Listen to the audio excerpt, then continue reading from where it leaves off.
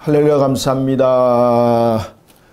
우리가 앞 시간에 이어서 스가랴 오늘은 2장을 우리가 공부하겠습니다. 자, 스가랴는 여러분들 8가지 환상이 이 스가랴 이제 중심적 주제가 됩니다. 쭉 계속해서 이제 그 스가랴가 이제 8가지 환상에 대해서 이야기를 하고 이제 이스라엘에 대한 구원에 관한 부분들과 이제 그 이방 나라에 관한 부분들 이런 부분들을 이제 마지막으로 정리를 하는데 우리가 이제 첫 번째 여러분 환상에 보면 우리가 1장에서 그 내용들을 봤지 않습니까? 붉은 말을 타고 화석류 사이에 나타난 여호와의 사자. 그리고 그 말이 또 무슨 색깔을 가지고 있었습니까? 자줏빛, 그 다음에 백마. 그죠? 붉은 말과 자줏빛과 백마를 통해서 하나님께서 이 환란 때를 이겨나오고 그리고 이스라엘을 회복시킬 것을 그 말을 통해서 하나님께서 약속하셨죠. 그 다음에 넷불과 넷 대장장의 환상 우리가 이미 봤죠, 그죠? 넷불은 이게 이제 대적을 일으키는 그 세력들을 말하고 있죠. 그리고 이제 이 뿔이 그냥 일반 뿔이 아니고 철로 된 뿔이었습니다. 그래서 하나님께서 대장장을 통해서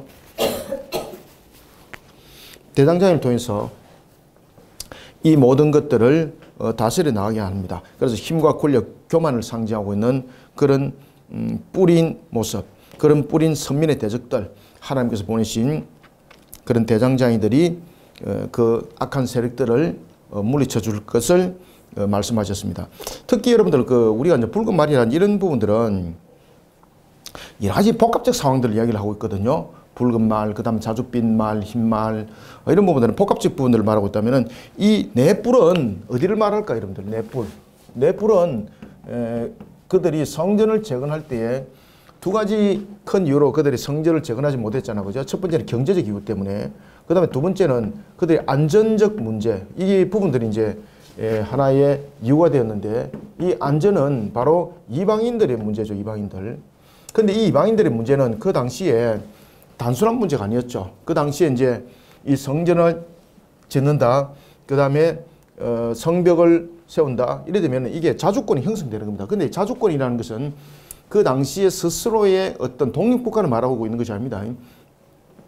페르시아에는 전체적으로 이 고레스가 이제 페르시아를 다스리면서 그 이후에 이제 페르시아는 전체를 50도를 형성했습니다. 50도. 우리처럼 경상남북도 이런 것처럼 도가 50도. 얼마나 큰 거 아시겠죠, 그죠? 그때에 이 예루살렘이 몇 도였을까요? 우리가 공부 한번 했죠, 그죠? 예루살렘이 제5도였습니다. 제5도. 5번째 도에 해당되는 그런 중요한 그 요점을 가지고 있는 그런 예루살렘이었습니다. 자, 이런 예루살렘이 이 성벽이 허물어지죠. 성벽이 허물어진 것은 결국 뭔가 하면은 이것은 이제 스스로의 어떤 자신들을 울타리는 보호막도 말하고 있지만은 그 당시는 이게 이제 스스로 이제 자주권을 말하고 있는 것이거든요. 이 속에서 자주권이 있으면서 무엇이 다스려 나가는 겁니까? 총독이 이 각각 도를 다스려 나가고, 이 총독은 페르시아의 황제의 다스림을 받는 것이거든요. 그래서 이 성벽을 허물어진 곳에는 총독을 안 세웁니다, 여러분들. 그래서 예루살렘 총독이 없죠, 그죠? 그리고 사마리아가 이 예루살렘을 다스렸던 겁니다.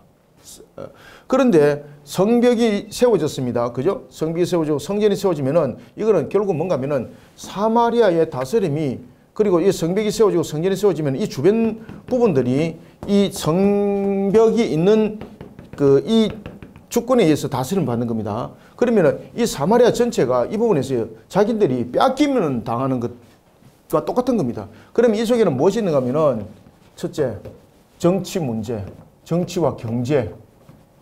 그 다음에 두 번째, 군사적 문제. 그 다음에 세 번째는 이게 굉장히 중요한 부분들이 전부 다 엮어지는 거죠. 종교적 문제 속에서 분리되는 겁니다. 그러니까 이 사마리아 족속들 가만두겠습니까? 가만 안 두는 거죠, 그죠? 그래서 이런 불안 속에 있을 때에 이 불안적인 요소를 가지고 있는 이 이방인들을 무엇으로 환상에서 이야기를 할까? 넷불로 말하는 거예요, 넷불. 그래서 이 넷불을 어떻게 하는 겁니까? 네 대장장이가 이들을 물리칠 것이다. 자, 그 다음에 이제 오늘은 이제 세 번째 환상은 무엇입니까? 자, 청량줄입니다. 청량줄. 그래서 이 환상들이 나타나는 이유가 그 당시에 이제 역사적 상황들이라든지 이런 거 다 아셔야 됩니다. 그 다음에 이제 청량줄이라는 것이 있는데, 청량줄. 자, 여러분 청량줄은 어떤 역할을 하나요? 청량줄은 첫째 길이를 재죠. 그 다음에 두 번째 길이와 넓이를 재는 역할을 하죠. 그러면은 이 청량줄이 왜 등장했을까라는 것입니다. 이 청량줄을 가지고 어디를 지금 청량을 하도록 하는가 하면 예루살렘을 청량하도록 합니다. 예루살렘. 그러면 대체로 청량줄 가지고 청량할 때는 보면은 신앙이 삐뚤어졌다든지 특히 이제 에스겔서도 보면 이 청량길에 가는 부분들이 나오거든요. 검 갈대 가지고 청량을 합니다. 그런데 에스겔서에 나타나는 그 청량줄에 관한 그 기능과 역할과 이 스가랴서에서 말하는 청량줄의 기능과 역할은 다릅니다. 청량줄에 관한 부분에 대해서 에스겔서는 이 부분들을 신앙의 척도, 신앙의 규범, 이방인들과의 그 하나의 혼합을 이루지 못하는 신앙의 그 요소적 측면을 중심적으로 설명하고 있다면은 지금 여기에서 스가랴 속에서 말하고 있는 청량줄은 뭔가 하면은 이스라엘을 하나님께서 어떻게 회복시킬 것인가, 어떻게 하나님께서 그들을 부흥시킬 것인가, 이 부분들, 회복, 이 부분들 다루고 있습니다. 이 부분들을. 자, 우리가 본문 텍스트를 보면서 이제 청량줄 세 번째 환상입니다. 세 번째 환상. 세 번째 환상을 우리가 보도록 하겠습니다. 세 번째 환상이 어떤 내용입니까? 그렇죠. 바로 이 청량줄이죠. 그죠? 청량줄. 세 번째 환상은 우리가 본문을 통해서 봅시다. 자, 1절 한번 봅시다. 내가 또 눈을 들어 본즉 한 사람이 청량줄을 가지고 청량줄. 이게 우리가 청량줄 이렇게 청량줄을 가지고 청량줄을 그의 손에 잡았기로. 그래서 청량줄은 무엇을 재는 겁니까? 길이와 너비를 재는 역할을 한다. 여기 글자 이렇게 쓰셔야 됩니다. 그죠? 청량줄. 내가 2절 내가 어디로 가느냐 물은즉 그가 내게 대답하되 예루살렘을 청량하여 그 너비와 길이를 보고자 하노라 하고 말할 때에, 자, 그러면 예루살렘을 길이와 너비를 청량하는 이유는 무엇일까? 특히 이제 예루살렘은 이런 그 하나의 이제 성벽이 있다면은 이 성벽의 역할이 무엇을 한다 그랬습니까? 정치, 경제, 군사, 종교적 부분에서 이것은 하나의 그 다스리는 지배권, 주권 이런 부분들을 함께 이야기를 하고 있는 것이거든요. 그래서 예루살렘을 청량한다는 것은 이런 부분들과 전부 다 관계되어 있습니다. 이런 것들과 그 속에서 오늘 이 청량줄은 이미 내 뿔을 통해서 이방 나라들을 물리쳤잖아. 그죠? 그러면 이 청량줄은 무슨 역할을 하고 있는가 하면 경제적 측면에서의 하나님께서 회복을 말하고 있어요. 아시겠죠?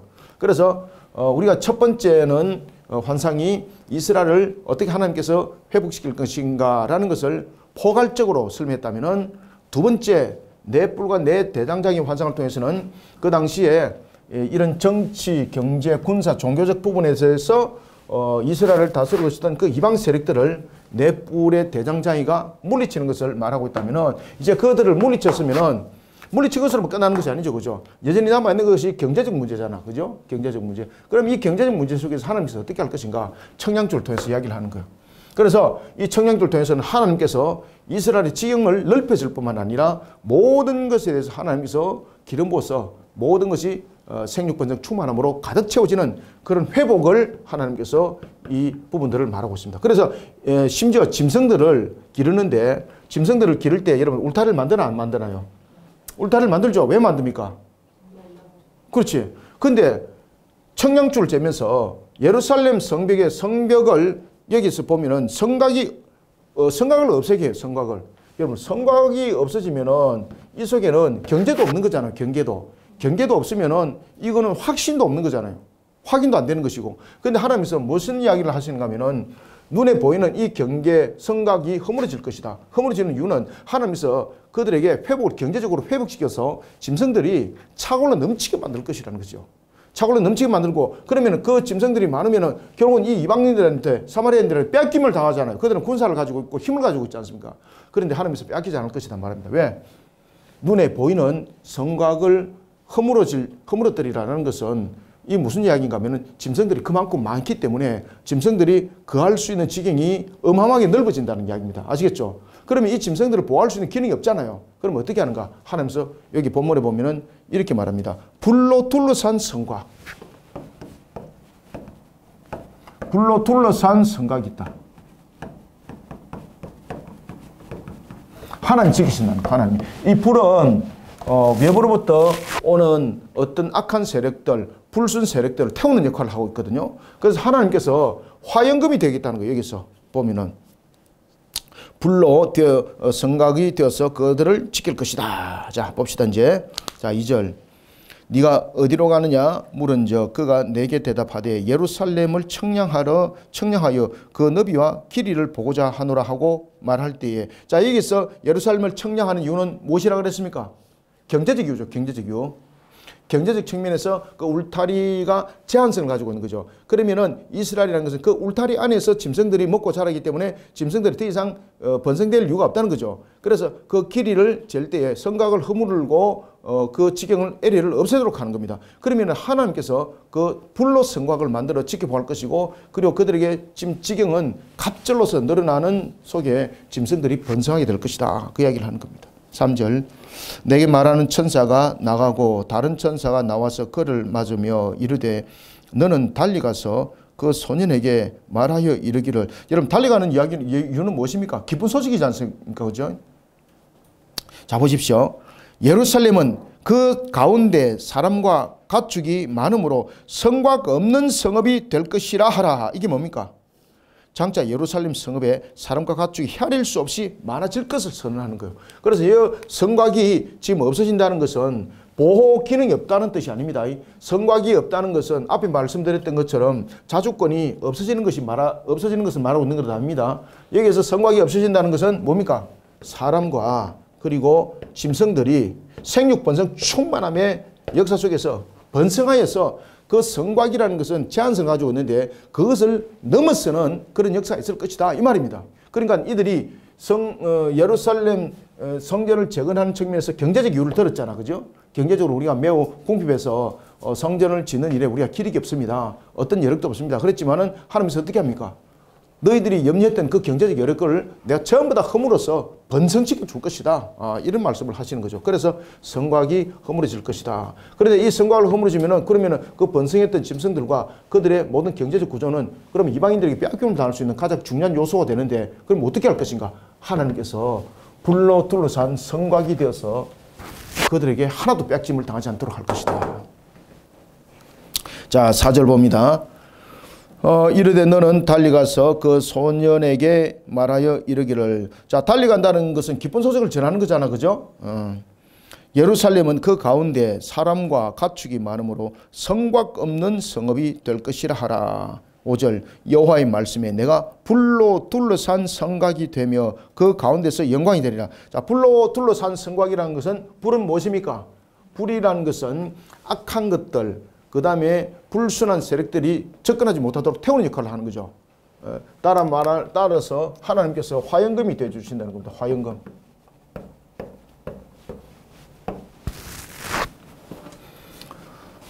이 눈에 보이는 제한성을 가지고 있는 이 속에 너희들이 번성하는 것이 아니라 이것이 허물어져서 끝없이 너희들이 번성할 것이다. 그러면은 이방인들이 저놈들 봐라, 저들이 번성하고 있네, 저들이 수확을 많이 거뒀네, 뺏으러 올 거지 않습니까? 그죠? 추수기 되면은 이방인들이 막 뺏으러 오듯이 그들의 군사를 앞세워서 뺏으러 올 것인데 하나님께서 뺏기지 않도록 하겠다는 겁니다. 누가 지킵니까? 하나님 직접 불이 되어서 그 성곽을 지킨다는 겁니다. 여기서 불이 된다는 것은 어떤 위험한 것들도 접근하지 못하도록 하나님께서 만군의 여호와가 되어져서 방어막을 형성해 준다는 이야기입니다. 그래서 여기서 보면은 6절에서 오호라라는 이런 감탄사가 들어가는 겁니다. 오호라 너희는 북방 땅에서 도피할지어다. 여기서 왜 이게 감탄사를 통해서 지금 이야기를 하고 있는가 하면은, 자, 이스라엘의 상태를 한번 보십시오. 그들이 돌아오기 전에는 어떤 상태였습니까? 그리고 또 하나는 이들이 이미 예루살렘으로 돌아왔습니다. 그죠? 지금 이제 BC 520년 경이죠. BC 520년 경이지만은 그들이 여전히 이 포로 상태 속에 있는 거죠. 그죠? 그래서 1차 포로가 BC 537년 또는 8년에 우리가 돌아왔다 그러잖아요. BC 538년에 이제 고레스 칙령이 이제 발동될 때는 페르시아 제국이 형성될 때였지 않습니까? 그죠? BC 539년에 바빌론을 멸망시키고 그리고 538년에 페르시아 제국이 형성되고 그때 초대 황제가 누구였죠? 고레스였죠. 그때 이제 칙령이 발동되죠. 그리고 난 뒤에 이제 537년에 돌아오죠. 그죠? 그렇게 이 성전들의 역사들과 전부 다 맞물립니다. 자, 그런 속에 여전히 그들은 포로 상태죠. 그죠? 그리고 이제 BC 538년에 그들이 돌아오지만은 537년에 돌아오지만은 두 차례 거쳐서 더 돌아오죠. 480 몇 년이죠? 저 487년인데 잠깐만요. 제가 어디에다가 지금 기록을 해놓은 것 같은데 제가 갑자기 지금 457년 458년 맞습니다. 458년 그리고 444년 이래 되죠. 그죠? 1차 때에 제1차, 제2차 그리고 제3차 때에 귀환됐을 때 이때가 스룹바벨이고 스룹바벨 그 다음에 에스라고 느헤미야 이렇게 됩니다. 자, 지금 이제 오늘 본문에 보면은 둘러싼 성곽이 나와 있고 그 다음에 이제 밑에 보면은 북방 땅에서 도피할지어다라고 말하는 것은 그들이 지금 돌아온 상태 속에서 지금 BC 520년에 그들이 이제 이 성전을 재건하는 일을 지금 하지 않습니까? 그리고 이 성전이 재건하면서 그들이 4년 만에 BC 516년에 이때에 예루살렘 성이 재건이 됩니다. 성전이 재건이 됩니다. 성전이 재건될 때에 자, 오늘 본문의 이 말씀은 520년을 중심으로 이 내용들이 지금 이야기가 되고 있잖아. 그죠? 그러면은 지금 여전히 이들이 포로 상태라는 거죠.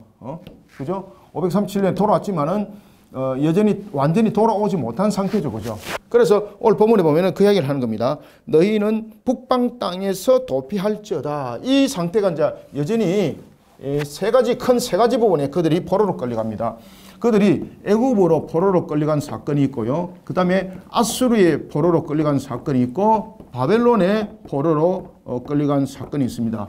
자, 애굽에 이제 포로로 그들이 또 끌려갔을 때가 언젠가 하면은 여러분들 잘 아시는 것처럼 머깃도 전투 속에서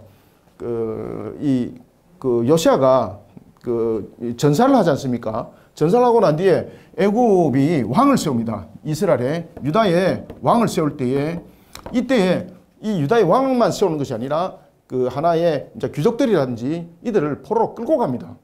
아시겠습니까? 포로로 끌고 갑니다.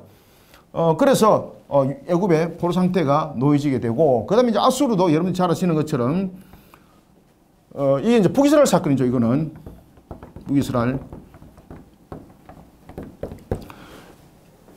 북이스라엘의 마지막 왕이었던 호세아가 있는데 호세아가 이제 있을 때에 그때 이제 이 아수르가 그냥 단순히 끌고 가는 것이 아니라 세 가지 혼합 정책을 펼치면서 끌고 가는 치욕의 역사를 그들은 겪게 되는 겁니다.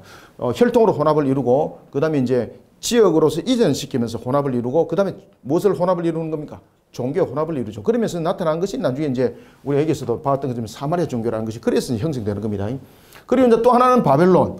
자, 바벨론은 여러분들이 잘 아시는 것처럼 이 또 유다에서 포로가 되는데 유다 백성들이 크게 세 차례 포로가 되지 않습니까?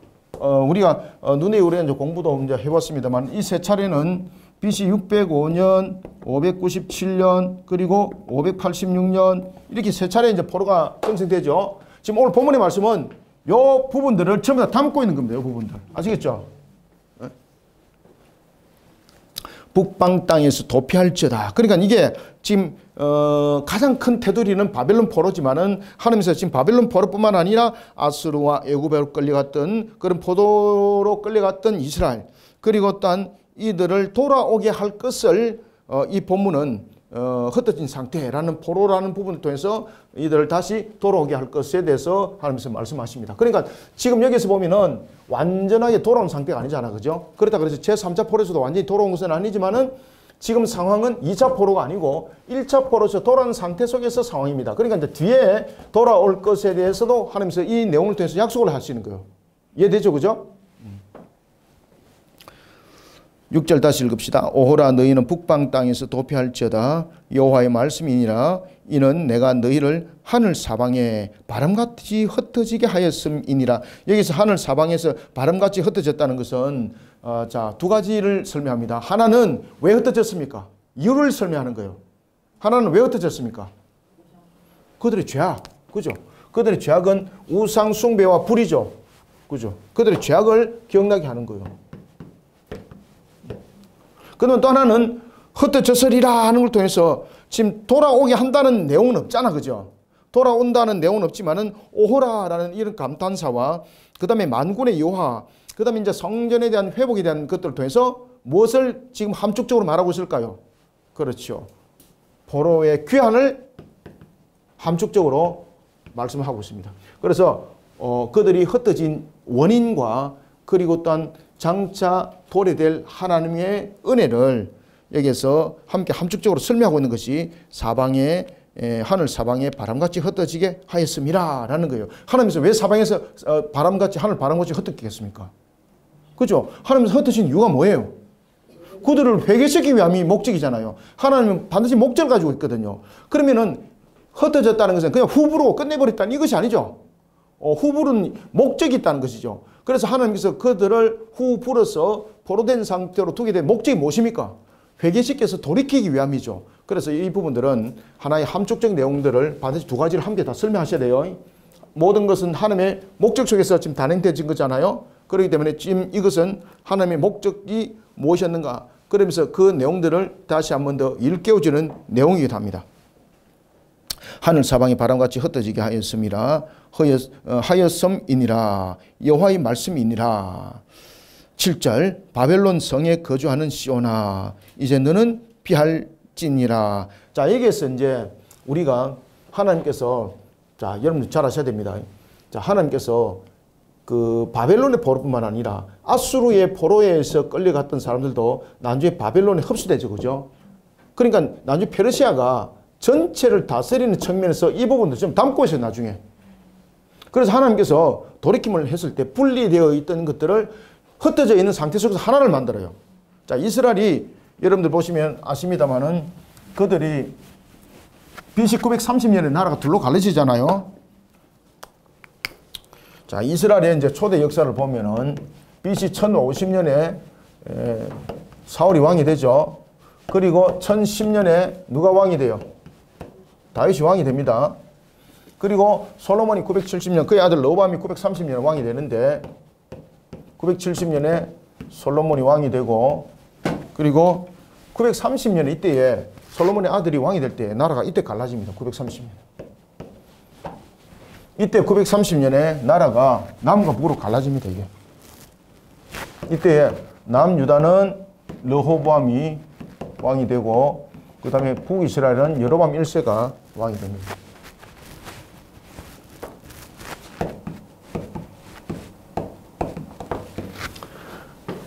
자, 이때의 역사 속에서 나라가 둘로 갈라졌잖아요. 이때 둘로 갈라지면서 멸망의 역사까지 하나가 되지 않습니다. 북이스라엘은 722년에 나라가 멸망당하고, 이건 586년에 나라가 멸망당하는, 나라의 멸망의 조건과 이유가 성전이 파괴되는 것입니다. 성전 국가 속에서, 성전이 파괴된 속에서 나라가 멸망을 당할 때도 나라가 둘로 나눠졌죠. 하나님께서 이것을 하나로 만듭니다. 언제 하나로 만드는가 하면 포로 상태 속에서 하나로 만듭니다. 포로 상태. 오늘 본문도 그 이야기를 하고 있습니다. 그래서 하나님께서는 이스라엘을 원래 하나를 둘로 만드는 건 아니잖아요. 그래서 이들은 자신들의 권력과 그리고 또한 이런 하나의 집권적 야욕, 이런 것도 있고, 그들이 결국은 이제 흩어진 것은 징계는 불신앙으로 흩어졌지만은 결국은 인간이 가지고 있는 어떤 권력, 힘에 대한 어떤 부분들, 자신들의 어떤 무리들에 대한 부분들로 통해서 집권에 대한 그런 부분들로 남과 북이 사실은 갈라진 거잖아. 그죠? 원인은 우상숭배지만은 이 부분들을 하나님께서 하나로 만들어요. 하나로. 결국은 이스라엘 하나로 만들어요. 이스라엘 하나로 만드는 것은 결국은 흩어지게 만드셔서 그들을 포로 상태 속에서 귀환하게 만들어요. 이것이 하나님께서는 이스라엘 하나로 만드는 방법이었어요. 사람에 의해서 둘로 갈라진 것을 하나님께서는 하나님께서 하나로 만들어요. 그리고 또한 둘로 갈라지게 된 원인도 하나님께서 내리신 징계죠. 그죠? 우상 숭배에 대한 징계. 그렇지만 우상 숭배 속에서 나타난 징계였지만 결국은 권력의 암투 속에서 결국 나타난 거잖아. 그죠? 그리고 또한 그런 속에 그들은 뿔뿔이 흩어져 있지만 하나님께서 하나를 만들어서 싹 이스라엘을 데려오는 거예요. 사방이 하늘 사방에 바람같이 흩어지게 하였음이니라. 여호와의 말씀이니라. 그래서 바벨론 성에 거주하는 시온아라는 것은 그 당시에 포로로 끌려갔던 부분에서 하나의 대표성이에요. 이게. 바벨론 성에 거주하는 시온아, 이제 너는 피할지니라. 만군의 여호와께서, 자, 요 8절 여러분 해석 잘 하셔야 됩니다. 만군의 여호와께서 이같이 말씀하시되 영광을 위하여 너희를 노력한 여러 나라로 보내신다니. 여기서 만군의 여호와는 알겠죠. 그럼 뒤에 나타나는 나는 누구예요? 앞에도 만군의 여호와, 나라는 것은 이것은 그 2인칭이 아니고 1인칭이잖아요. 그러면 여호와와 나가 지금 똑같이 해석이 될 수 있잖아요. 그럼 이 문장이 어떻게 됩니까, 이거? 이 해석이 안 돼요, 이거. 자, 보세요. 여호와가 말씀했습니다. 영광을 위하여 나를. 그러면은 내가 되고 1인 2역이 되는 거, 1인 2역. 그죠? 자, 그러면 여기서 무엇을 말할까요, 여러분들? 우리가 창세기도 보면은 우리가 모세가, 아브라함이 있을 때에, 그때에 이 소돔과 고모라 성의 사건들에 대해서 나타날 때 세 천사가 나타나잖아. 그죠? 아브라함 있을 때에 세 천사가 있습니다. 이 세 천사가 자, 온 목적이 무엇입니까? 소돔과 고모라 성을 벌하기 위함이죠. 그죠? 소돔과 고모라 성. 목적이죠. 소돔, 고모라. 그런데 이 세 천사가 소돔과 고모라 성에 간 천사가 누굽니까? 두 천사만 가죠. 그러면은 한 천사는 누구와 함께 있습니까? 아브라함과 함께 있죠. 그죠? 그러면은 한 천사는 그 내용 속에서 잘 읽어보시면요. 단순한 천사가 아니라는 것을 알 수가 있습니다. 왜? 아브라함의 기도를 듣잖아요. 그죠? 아브라함 기도를. 아브라함 기도를 듣잖아요. 여러분들, 천사가 우리의 기도를 수용하나요? 아니죠? 그러면 그 한 천사는 누구란 이야기예요? 그렇죠. 하나님이라는 것이죠. 그래서 구약 성경에서는 이런 것들을 성자에 관한 부분들도 이야기를 하지만 성자라는 단어를 안 써요. 구약 성경에서는. 성자 하나님에 대해서. 성자 하나님이 중보자로서의 역할들을 하는 거거든요. 여기에서 한 천사도 여기에서 누구를 말하고 있습니까? 하나님의 사자. 구약 성경에서는 하나님의 사자도 두 가지예요. 하나님의 사자 속에서 보면은 이와 같이 두 천사와 같이 역할을 감당하는 천사가 있고, 또 하나는 하나님의 사자는 누굽니까? 그렇죠. 성자 하나님을 말해요. 성자 하나님. 아브라함과 함께 있었던 한 천사는 누굽니까? 성자 하나님이 성자 하나님. 그죠? 그의 기도를 들으시고, 그래서 그의 내용들에 대해서 용납을 하지 않습니까? 천사는 거기에 대해서 권한이 없습니다, 여러분들요. 그럼 이거는 잘 구별해 보셔야 됩니다. 자, 오늘 본문도 똑같습니다. 오늘 본문도, 자, 만군의 하나님, 만군의 여호와는 누구였습니까? 이게 여러분들 명확하게 보셔야 됩니다. 이 삼일체에 대해서 이야기합니다. 여기서 만군의 여호와는 성부 하나님을 말하고 있고, 그 다음에 밑에 나타나고 있는 나를은 바로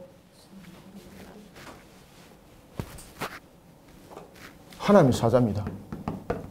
누구였습니까? 그렇죠. 성자입니다. 성자. 성자는. 만군의 여호와께서, 그래서 이 내용들은 성자에 의하여서 구원에 이르는 그 중보 사역을 다루고 있습니다. 중보 사역.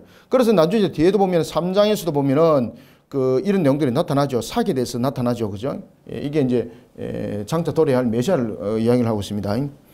만군의 여호와께서 이같이 말씀하시되 영광을 위하여 나를, 여기서 나를 누구라고요? 그렇지. 하나님의 사자, 여호와의 사자. 그죠? 여호와의 사자. 여호와의 사자가 누구라고요? 중보자이신 성자 하나님. 지금 여기서 중보자로서 역할을 하는 거예요. 중보자로서. 나는 지금 어떤 역할을 하고 있습니까? 중보자로서 역할을 하고 있는 거죠. 맞습니까? 그래서 이것을 나를이라는 것을 앞에 만군의 여호와로 해석하면 안 됩니다. 이거. 나를 너희를 노력한 여러 나라로 보내셨나니. 자, 여러 나라로 보냈다는 것은 무슨 역할이에요? 중보적 역할이죠. 그죠? 나를 노력한 여러 나라로 보내서 어떻게 하는 겁니까? 그들을 회복시켜서 데려오는 역할. 그죠? 구원에 이르는 역할. 구원 사역이죠. 따라서 우리가 장차 도래될 메시아의 구원의 사역을 말하고 있기도 하고, 그 다음에 또 하나는 그들을 포로로부터 회복이 된 것은 성부께서 그 모든 것을 계획하셨고, 그것을 성자께서 실행을 할 때에, 성자께서는 그 모든 일들을 또 실행하실 때 그 일들을 성령을 통해서 그 일들을 하시죠. 그죠? 성령은 성부로부터 나오심이고 성자로부터 나오심이에요. 아시겠습니까? 그래서 성부의 그 명을 받아서 성자께서 그들의 마음을 감동 감화시켜서 돌아오게 했다는 거예요. 그래서 이게 삼일체의 역할을 하고 있는 거예요. 이게. 이 삼일체론 이야기하고 있습니다. 아시겠습니까? 이거. 그래서 예수님께서도 제자들에게 그렇게 말씀했잖아요. 내가 몇 날이 지나지 않아 너희들에게 무엇을 보내줄 것이다. 그렇죠. 보혜사를 보내줄 것이다. 보혜사. 아시겠죠? 그게 보혜사행이 예수님 자신을 로버트라는 것이에요. 그래서 이 부분들을 함께 설명하고 있는 거예요. 이게. 이 해석 잘 하셔야 돼요. 이거. 만군의 여호와께서 이같이 말씀하시되 영광을 위하여 나를 누굽니까? 여호와의 사자. 그죠? 여호와의 사자, 하나님의 사자, 여호와 사자, 성자 하나님을 말하고 있고, 바로 중보적 역할에 대한 내용을 말하고 있다. 그 중보적 역할 속에서는 성령을 통해서 그들을 감동 감화시키고, 그래서 성령께서 구원사역을 이룰 때 고레스 마음을 감동 감화시켰죠. 그리고 성령께서 고레스 마음을 감동 감화시킨 것이 아니라 이스라엘 백성들의 마음도 감동 감화시켜서 돌아오고자 하는 마음을 가지게 만들었죠. 그래서 성부, 성자, 그들이 바벨론으로부터 돌아오는 것은 성부, 성자, 성령 삼일체의 그 모든 언약의 성취, 사역으로 인하여서 완성이 이루어진 것입니다. 그래서 이 본문을 그렇게 해석하면 쫙해요, 여러분들요. 따라서 만군의 여호와는 성부고, 나를이라는 것은 성자고, 그 다음에 여러 나라로 보내셨나니는 무엇이다? 성령의 역할인데, 이것이 성자로부터 발출된 성령, 그죠? 너희를 노력한 여러 나라로 보내셨나니 너희를 범하는 자는 그의 눈동자를 범하는 것이죠. 그의 눈동자는 누굽니까? 하나님이죠. 하나님. 그의 눈동자를 범했다는 것은 하나님께서 자기 백성을 얼마나 소중하게 여기고 얼마나 귀하게 여기는가를 여러분들 우리에게 말을 하고 있습니다. 그래서 우리가 왜 자녀들을 말할 때에 뭐라고 말합니까? 자기 어디에 넣어도, 그렇지, 눈에 넣어도 아깝지 않다 그러잖아. 그죠? 그의 눈동자를 범하는 것이라. 9절, 내가 손을 그들 위해 움직인저. 자, 손을 움직였다는 것은 이제 성령께서 이 모든 것들 사역들을 이행해 나가는 것이죠. 내가 손을 그들 위해 움직인저 그들이 자기를 섬기던 자들에게 노략거리가 되리라 하셨나니. 자, 이게 이제 무슨 이야기인가 하면은 이스라엘 백성들이 포로 상태에 있던 그들이 이제는 하나의 주권을 가지면서 돌아오게 된다는 것이죠. 아시겠죠? 노략거리가 된다는 것은 종, 노예, 그런 모습으로 그들이 포로 상태에 있었는데, 이제 포로 상태에 있는 것이 아니라 그들이 돌아왔을 뿐만 아니라 하나님께서 예루살렘으로 회복시킬 뿐만 아니라 어떻게 한다는 겁니까? 오히려 그들을 지배하고 다스렸던 자들이 이스라엘 밑에 복종할 것이다.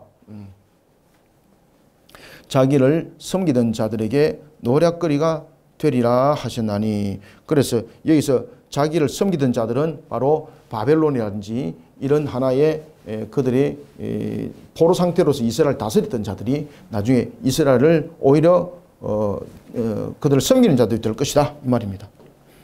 9절, 내가 손을 그들 위해 움직인적 그들이 자기를 섬기던 자들에게 어떻게 하죠? 노략거리가 되리라 하셨나니 너희가 만군의 여호와께서 나를 보신 줄 알리라. 여호와의 말씀에 시온에 따라. 자, 여기서 이제 시온에 따른 여자를 말하는 것이 아닙니다. 여기서 시온에 따른 이스라엘을 말하는 겁니다. 이스라엘을. 여호와의 말씀에 시온에 따라 노래하고 기뻐하라. 이는 내가 와서 네 가운데에 머물 것임이라. 그러니까 하나님께서 임재하심이라는 것이죠. 자, 여러분, 하나님께서 가운데 머문다는 것은 그냥 와서 안주한다는 것이 아닙니다. 하나님께서 가운데 머문다는 것은 그들을 다스린다는 뜻이에요. 그죠? 그들을 다스린다는 뜻은 하나님이 왕이 된다는 이야기죠. 가운데에 있다는 것은, 하나님께서 가운데에 있다는 것은 중심이죠. 그러면은 이스라엘 중심에 이 가운데 있다는 것은 다스림을 말하고 있고 하나님이 왕으로서의 다스릴 뿐만 아니라 그 다스림 속에서는 무엇이 있습니까? 자기 백성을 지키고 보호하심 뿐만 아니라 이들의 모습 속에서 나타나고 있는 연약한 부분들을 전부 다 하나님께서 하나의 막을 형성한다는 거죠. 그러한 하나의 막을 형성할 뿐만 아니라 그들의 모든 부족함과 연약함을 아시는 하나님께서 모든 것을 어떻게 채워주신다? 충만하게 채워서 그들을 복된 동산으로 만들어 갈 것을 이 가운데에 있을 것이다 라는 것이 우리에게 설명하고 있습니다. 네 가운데에 머물 것임이니라. 그래서 여기서 청량줄은 바로 이스라엘을 어떻게 회복할 것인가라는 것에 대한 하나님의 언약이고 약속이에요. 11절 그날에 많은 나라가 여호와께 속하여 내 백성이 될 것이요 나는 네 가운데 머물리라. 내가 만군의 여호와께서 나를 네게 보내신 줄 알리라. 여기서 나는 이게 계속해서 이 중보자입니다. 여기서 나는이라는 것을 스가라로 보시면 안 됩니다. 여기서 나는이라는 것은 전체적 부분에 대해서 하나의 역할들을 하고 있는 성자, 여호와의 사자로서의 성자, 중보자로서의 성자, 그 역할들을 우리에게 설명해 주고 있습니다. 그리고 그날에 이것은 또한 예언의 말씀이기도 하죠. 우리가 주님께서 오셔서 십자가에서 대속의 피를 흘리시고 그것은 혈통이 이스라엘의 구원이 아니라 온 나라 온 민족 가운데 하나님의 구원의 백성이 있죠. 그죠? 그들을 구원할 목적으로 대속의 값이 되는 거죠. 그 내용에 대한 부분들도 함께 담고 있습니다. 그래서 장차라는 말이 이제 등장하는 거죠. 그날에 많은 나라가 여호와께 속하여 내 백성이 될 것이요 나는 네 가운데 머물리라. 네가 만군의 여호와께서 나를 네게 보내신 줄 알리라. 여호와께서 장차 유다를 거룩한 땅에서 자기 소유를 삼으시고 다시 예루살렘을 택하시리니 모든 육체가 여호와 앞에서 잠잠할 것은 여호와께서 그의 거룩한 처소에서 일어나심이니라 하라 하더라. 아멘. 자, 장차 이제 도래될 부분에 대해서 이제 하나님께서 이제 혈통이 아니라 그 다음에 모든 나라 모든 민족 가운데 하나님의 구원의 백성들을 그 중심에 두면서 하나님께서 거룩한 나라를 이룰 것을 말씀을 주고 있습니다. 그래서 거룩한 처소에서 일어날 것이다. 모든 육체가 여호와 앞에서 잠잠할 것은 여호와께서 그의 거룩한 처소에서 일어나심이라 하라 하더라. 따라서 이것은 이스라엘의 회복을 말하고 있는가 하면은 장차 도래될 우리의 언약의 성취, 그죠? 언약의 성취. 모든 나라 모든 민족 가운데 하나님 구원의 백성을 이루면서 여호와께서 그 중심에서 우리를 다스려가는 새하늘과 새 땅, 그 부분들을 말하고 있습니다. 영광의 빛이 영원히 존재하는 그곳, 영원한 생명이 있는 그곳, 그 부분들을 함께 13절은 예언의 말씀으로 담고 있습니다. 자, 2장은 여기까지 하고 또 3장을 이어서 함께 공부하도록 하겠습니다. 감사합니다. 수고하셨습니다.